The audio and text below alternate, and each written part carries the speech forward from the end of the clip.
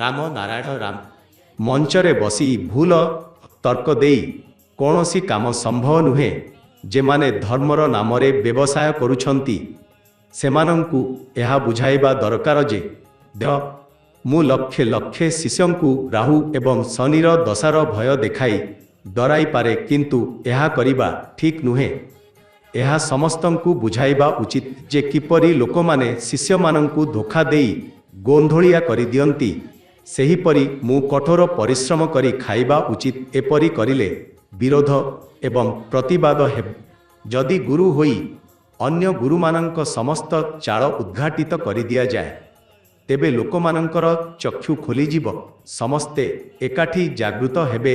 ଏପରି ଶିକ୍ଷା ଦ୍ୱାରା ଆମେ ନିଜେ ଅନନ୍ତ ଜ୍ଞାନର ପଥରେ ଆଗକୁ ବଢ଼ିପାରିବୁ। ଶାସ୍ତ୍ର ଗ୍ରନ୍ଥ ଉପନିଷଦ ଏହିପାଇଁ ଅଛି ଯେ ମୁକ୍ତି ଏବଂ ସିଦ୍ଧି କେମିତି ପ୍ରାପ୍ତ କରାଯାଇପାରେ।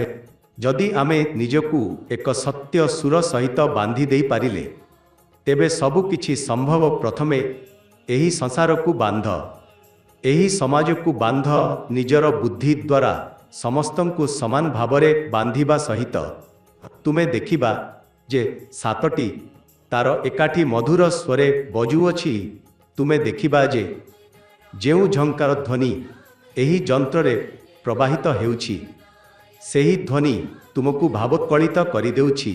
ନଦୀର ଉତ୍ସ, ମେଘର ଗର୍ଜନ, ଝଡ଼ର ଶବ୍ଦ, ଏସବୁ ତୁମର ଭିତରେ ଅଛି।